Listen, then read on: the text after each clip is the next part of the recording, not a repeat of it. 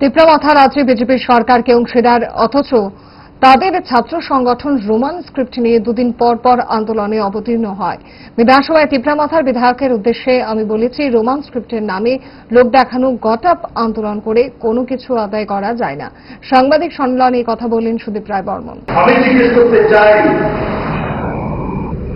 যারা ছাত্র সংগঠন, তিপ্রামাথা ছাত্র সংগঠন, তারা কিছুদিন বাজে বাজে আন্দোলন সংগঠিত করেন এবং কংগ্রেসের যে ডিমান্ড, রোমান স্ক্রিপ্ট তার সপক্ষে ডিমান্ড করে। কিন্তু আজকে কি আমরা এই সমস্ত ছাত্রদের কাছে আমরা জিজ্ঞেস করতে চাই না, after this minutes of the meeting, how come Tipramatha can be a part and parcel of this problem?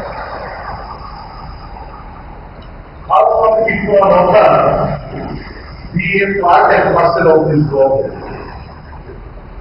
বিধানসভা অধিবেশনে আমি তিপ্রামাথার এমএলএদেরকে বলেছি, বিধানসভার রেকর্ড,